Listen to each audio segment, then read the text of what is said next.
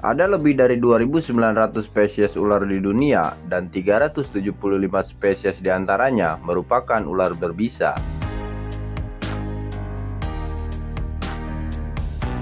Berikut saya akan membahas tentang salah satu ular berbisa yang paling berbahaya dan mematikan di dunia, lengkap dengan penjelasannya.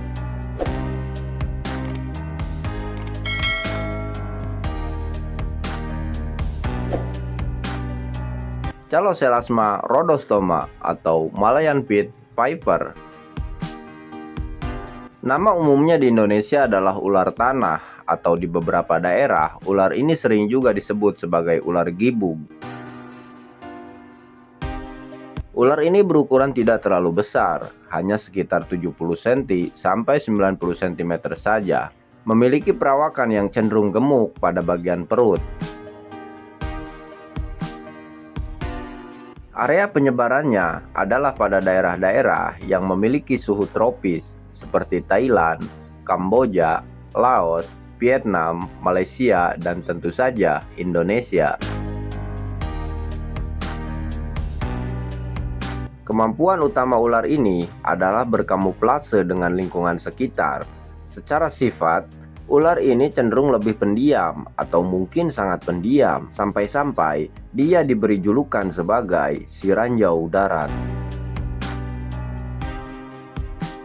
Menurut riset yang dilakukan oleh para peneliti reptil di Amerika, dalam 24 jam, ular ini hanya akan bergerak sebanyak 3 kali saja dalam aktivitas sehari-harinya, yaitu beranjak dari tempat persembunyiannya, melingkarkan tubuh dan menyerang mangsanya, lalu pulang kembali ke sarangnya. Mungkin definisi tersebut menjelaskan tentang ciri daripada hewan yang ramah sebagai ekosistem alam, namun tidak untuk manusia yang secara alami bukan musuh bagi ular.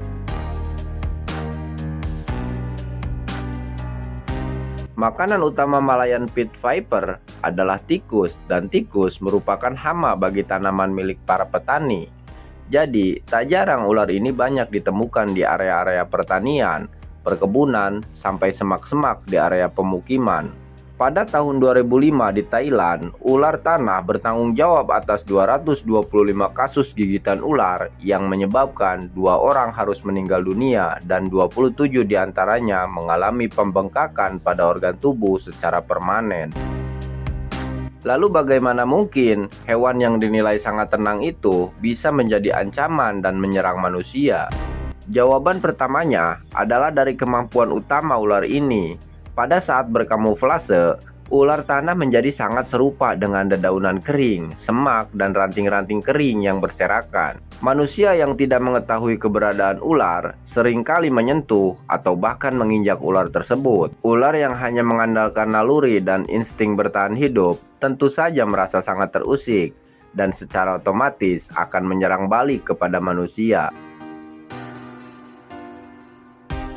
Yang kedua adalah dari sifatnya yang sangat tenang itu. Berbeda dengan jenis ular berbisa lainnya yang sering memilih menghindari manusia, namun ular tanah cenderung lebih memilih menahan diri untuk tidak bergerak sedikit pun daripada harus melarikan diri. Alhasil, ketidaksengajaan manusia selalu menjadi alasan utama terjadinya gigitan dari ular ini.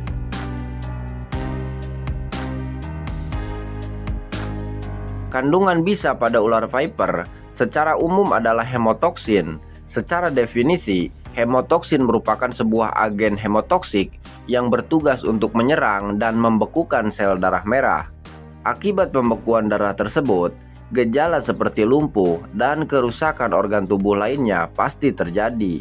Akibat yang lebih serius pun bisa terjadi, tergantung dari jumlah racun yang disuntikan dan keterlambatan dalam penanganan medis. Karena hanya dengan 2,90 mg bisa saja, ular viper sudah mampu membunuh 10 manusia dewasa dalam durasi 30 menit.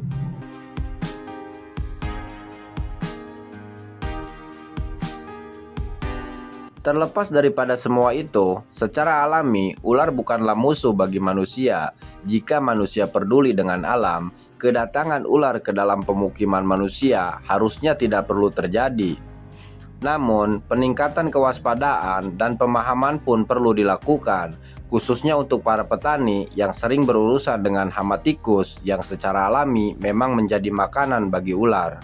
Keberadaan ular di lingkungan manusia pun memang wajar terjadi, karena jika manusia sadar, ular merupakan salah satu hewan yang membantu petani dalam menyeimbangkan ekosistem alam dan menekan pertumbuhan tikus.